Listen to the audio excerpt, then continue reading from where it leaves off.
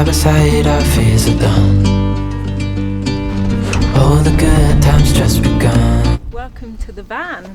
To start with, we have a lovely mat which welcomes people as they come in. Okay, so welcome to our camper van that is currently unnamed because we want to have a night in it first before we name it. But this is it. This is her. This is she. We know she's a she.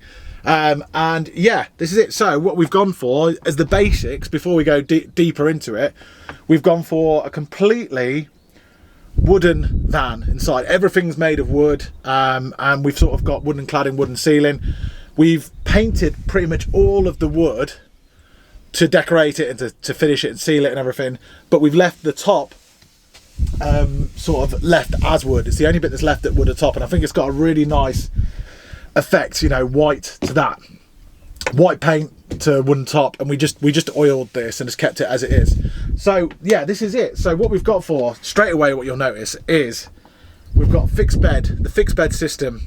So rather than having a bed that we put down and put back, get out and put back up again and mess around with, we both know, Janine and I know, that we're not those types of people that put away beds at the end of the day, or put away beds at the start of the day and put it back out again before you go to bed. We just won't do it. It'll end up staying out all the time anyway. So we opted for a bed that's here all the time. And to make that possible, we've had to put these indents in here. So this is a completely insulated van. Every single part of it's insulated. This will be more insulated than the indents. So the indents are on both sides, and they are literally just to give an extra 10-15 centimeters worth of space for my 6'2" body to sleep in, and for Janine as well. So I've tested it out already, and I can definitely sleep in there as well. So by going widthways in the camper van, by sleeping widthways, this is one of the first things that we had to work out, because if we would have gone sort of lengthways in the van, then we would be out here, which means that we'd have no room for anything but a bed. So by doing it widthways, we've got a bed in here, plus a small dining area, plus a kitchen as well. Sticking to the bedroom, we've obviously got the back doors, which are also cladded as well. And our brilliant guy who converted the van at Harry at Supermoon Campers, he put these amazing portholes in there as well that are just like being on a ship or whatever, or submarine, sort of. We've also gone with, there's a bit more storage than it looks like in here as well. We've got sort of this storage here, which is for our clothes and overnight stuff and, you know, bathroom bits and all of that for both me and Janine. We haven't actually stayed in it, we're staying in it tonight for the first night, so we'll let you know how that goes, but we're going to be working that stuff out as we go. But this is our main clothes compartment cabinet here. All of the cabinets have these poppy buttons on, so they fix, and when we go driving off, so long as we remember to close them properly again, nothing will come flying out. So that's really, really cool. There's also obviously there's a cabinet here, and there's a cabinet here as well on the ground which we sit on, and there's also a cabinet behind you, but I'll show you that in a second. So that's the bed. The bed is as it is. That's a fixed bed. Underneath the bed is a garage. So another reason why you have these high raised bed, not just to make it awkward to get in and out of, but you have them high up so that you've got some garage space. That's called a garage. So to open up from the back doors, we've got lots of storage under there. So we'll show you that in a bit. So also built into the garage and the underside of the bed is a fridge. This is a little 12-volt fridge, and it is tiny, but it's built into our bed. And this is really, really, really important stuff. You've got to have a fridge. We actually had a fridge before that was a freeway fridge. We got that with the van. It was a part converted van, this was, and we thought that might give us some advantage, but in actual fact, in the end, we ended up taking it right back to the insulation and starting it fresh, which if you see our previous videos, you'll see that. So we opted instead for the 12-volt fridge. 12-volt fridge is brilliant because we've got a solar panel on top of here, and it basically uses just what it needs. It's not on all the time. It just comes on when it needs to regulate the temperature, and it works really well. The only thing that we might struggle with is it's quite small. but you just make do with what you got. So that's that. And it's also got an ice box in there as well, which is a little freezer. So enough to store a couple of jars of ice cream or some ice or some frozen fruit or, you know, whatever. We haven't worked that out yet. So that's that. Also down here as well, built into our bed and our garage, is a diesel heater. So these panels you see here, this one controls the heating. So, and the heater blows out from just below here. So really central in the van. And we've tested it and it's really, really good. Once the doors are all shut and we put that on for, I mean, we're on top of a hill now. Once the doors are all shut and we put that on, it warms the place up in no time at all. And then it can go off again. We can do it to go off at certain temperatures as well. So it's got a thermostat involved in it. So that's really good. And it's got a little remote as well. So we can sit in bed and click the remote and off we go. So that's a really, really big deal. Also built in just above the fridge is says how much power we've got in the batteries. So we know we're on green, we know we're all right. This is all of the power that goes into our leisure battery. Our leisure battery holds all of the things that we run, all of the USBs and the fridge and all of that run off this leisure battery. The leisure battery is charged by the solar panel on the roof, and it's also charged by, when we're driving as well, it charges it as well. So if we have a dull day, the solar panel's pretty good. It's a 240 watt solar panel, which is excellent. It seems to do exactly what we want it to do. But if it is a dull day, say in winter, I think most of the year will be fine. But if it's in the winter time, then we can turn the engine on and it'll or go for a drive and it'll charge the battery. So we should be all right. But we'll cross the winter bridge when it comes. So that's up there. And then we've got the lights here as well. Let me turn the lights on, as you can see. So we've got spotlights throughout the van, which is really good. And then we've got some more USB outlets as well, because USB really is the only thing you want to be charging, using whilst you're inside the van. We do have electrics in here. This is where our electrics are kept in here. There's huge amounts of electrics, but inside there you'll see down here is our inverter plug. So the only request that we had for anything that wasn't USB was that we could charge our laptops, and we could charge our laptops in there just off the standard power, we presume, because it's a lot more voltage, that it will drain the battery more. So we haven't tried that out yet, but it's there anyway, so we can charge up our laptops on the road. We also have these plugs here as well, these two more 240 ones, and these are for when we've got hookup. We've also got access to electric hookup, so if we went to a campsite, we can hook into their electricity from the outside. So that's all good. So that's the electric sorted. We've also got these, as well as the lights, we've got these above our bed. We've got these reading lights, and they're actually coming on, but it's daylight at the moment. So see these reading lights? These are touch control, and they've also got USB plugs in the side of them as well, so we can actually lie in bed at night and or before we go to bed and plug our phones in and have that. And Janine, on her side of the bed, she's got somewhere where she can rest her phone, plug her phone in at night, and put a coffee cup in the morning, which she will be using a lot of. On the subject of power, we have also got this. This is also a 12 volt. Apologies if I get any of the voltages wrong. They're basically all low volt that we could run off the solar panel, the leisure battery, with no problem.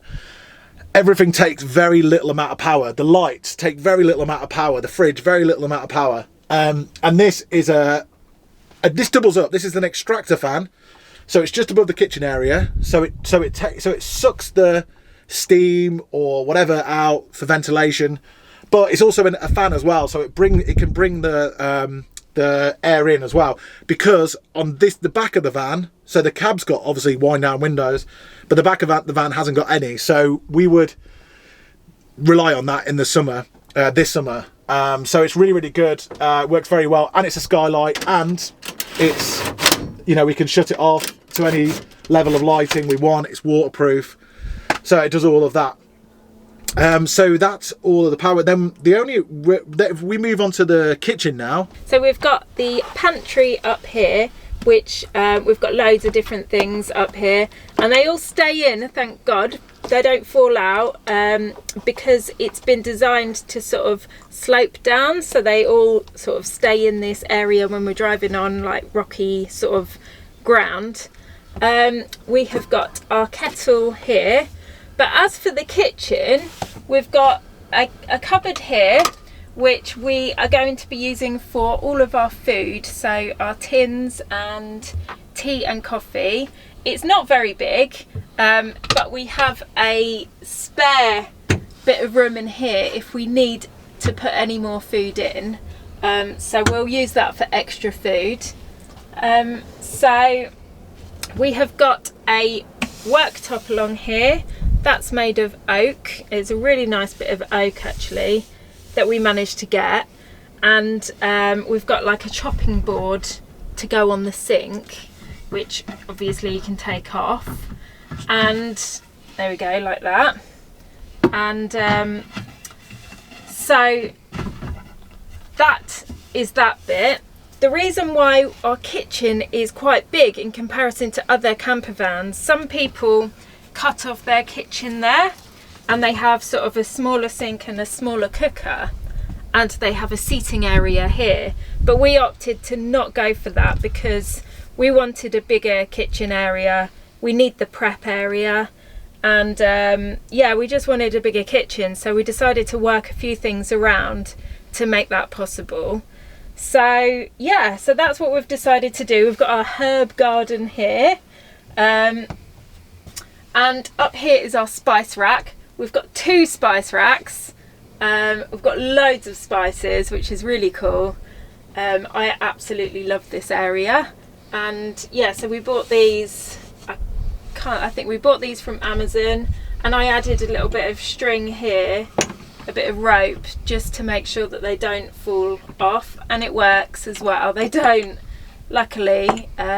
We've tested it out on some real uneven roads and nothing falls down, so thank God. That's really good. This is our hob. This is the only thing that we got from the original camper van conversion, because we bought this van as a converted van. Originally it was very sort of old-fashioned looking. I'll show you now what it used to look like, and this is the only thing that we kept from that, because we like it. It's really nice, and it's got a grill as well in here. Down here we have, this is where our gas is stored. We've got a gas canister at the back here, and that obviously operates the cooker. And then we have next to it, this is where we keep the water for the whole van, and that is a grey water tank and a fresh water tank, and it's operated by a pump, which uses electrics, but it doesn't use that much electric, so it's really absolutely fine off-grid. Yeah, so that's really good. And next to this, Liam spoke a bit earlier about this. This is where the electrics are for the whole of the van, and we have a cupboard in here which keeps all of our essential kitchen stuff, so like our mugs and our cutlery and chocolate eggs. Chocolate. We've also got another chopping board which is made out of this oak, and yeah, some plates and bowls and things like that. It's quite a big area, so we can keep all of the sort of main bits and pieces in there. Yeah, and in here, this is where we are going to keep our laundry. So we've got like just a laundry bag, and we're going to shove everything in there so it's kept out the way. And we can also access this point from the back. There's another door just like this one at the back, so when we go for walks we can come back and take our shoes off, and if they're sort of a little bit dirty or anything, we can sort of wash them down and put them straight in there, so we don't have to come round and wear our dirty shoes in here. We can just put them in a bag or something and pop them straight in. So that's really handy. And it's also a seat, and this is our dining area. Now this took us quite a while to figure out because we wanted the larger kitchen. So we decided to pop this here, and we have got some brackets on the floor that you may have seen. A bracket there and a bracket here. And what this bracket does is it holds the pole for our table, and we can actually move our dining area to be either here if we want this space sort of free, so we can have a dining table here, or alternatively we can have a dining table here. Now I think we should demonstrate this. So I just want to show you what our dining setup is. So this is the pole, the leg of the table, and you can see it's got some sort of bits here that grooves in a little bit, and it's got the same pattern as down here. So you just pop it in and twist, and there you go. Now you get the table and you pop it on top like that, and you've got a lovely table. Now this is good, but it's a little bit squished for me and Liam to sit next to each other. So we have got another dining area that I'm going to show you now. Okay, so before we move on to the dining area, there's a couple of features over here that are really important to the whole thing. This, so simple, is a blackout curtain. This has multiple uses, but one of the main ones is to stop people looking through the cab area into our little home at the back. So all of this remains sort of stealth, sort of uncovered, which is really important. And it also stops daylight coming in as well, so we can sleep, or if we want to sleep in the daylight. So yeah, so if we move that to one side, then behind it, the second most important thing is this. This is a double passenger seat, but it's also a swivel seat, which makes it not only a passenger seat for the cab, but also a dining seat. I'll show you. So what you do is put that across there and move it around like this, like that, and there we have an extra dining area. So as you can see now, it opens the whole cab out a lot more. It means we get to use the whole van out a lot more, and means we get to use the cab in the daytime as part of our dining sort of thing as well. So it's really good space saver, space and larger as well, that wasn't there before. So yeah, absolutely essential to our whole van, that swivel seat. So what we get to do again, just similar on the other side, is take this out and then put this in like that. That pops in really simply, and then we've got ourselves, and this goes on top of here, and we've got ourselves another dining area. Seat there, happy days, or workstation or whatever. So two separate dining areas that we can utilise. This one's a really nice one, I think, for al fresco dining sort of thing. So you've got the doors open, nice views, just like this one we got here today, and yeah, looks really good. Okay, so the wind was up here, so we couldn't hear Liam so well. He was just explaining how we access the storage area under the bed called the garage. It's a huge bit of space which you can only access when you open the back doors. Obviously, when you do this, you get the view of the whole van from the back. But more importantly, you get the view of where you have parked from the comfort of your bed, which we are looking forward to doing in the near future. The artwork we chose for the walls we felt went so well with the look of the van, with a kind of Mexican theme with pops of pastel colours. We will leave a link to where we got these in the description to this video. In the garage we have some extra water containers for much longer trips. The diesel heater, which is our heating system, it runs off a very small amount of diesel and it blows hot air into the van. This is especially good because it doesn't rely on electricity. We have more electrics at the back, the fridge, our camping chairs and table, a toilet which we hope never to use but it's always there just in case, and a paddleboard which Liam is very excited to start using. As you can see, we have a lot of spare space at the back of the van, so we plan on getting a barbecue further down the line. And just on the outside of it, we've got fully blacked out windows all round, apart from the cab, which keeping it legal. So actually, it's very hard to see inside anyway. We want to keep it really, really stealth. We don't want anybody to know what we're getting up to inside there. We don't want anyone to think it's a camper van off the cuff, even though if they look properly, they'll see the big old solar panel on top, and the solar panel is a 240 watt solar panel. So it's powerful enough to hopefully to keep us going for power for the whole year off grid. So we're completely off grid camper van, and that's the way we wanted it. So we hope you enjoyed our van tour. Just to confirm that we didn't actually build this ourselves, we got someone to do it. We got Harry at Supermoon Campers, who is in East Sussex, and he did the whole conversion. We did all the decorations, but he did the build. And I'll leave a link to his website in the description below. And we can't recommend him enough. He's been so brilliant. He's fitted this whole van to our budget. Our budget hasn't been the highest because it's quite an impulsive thing, all of this.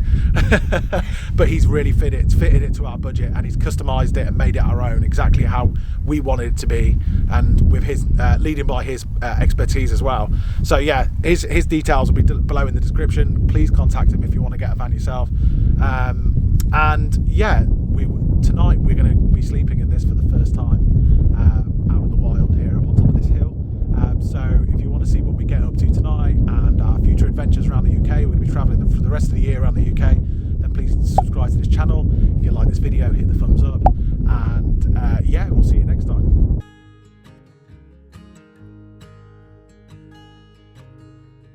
Oh my child, I know you're hurt and you can't let go. Okay, so this is us for the first time in the back of our camper van to embark on our first night of wild camping ever in this camper van.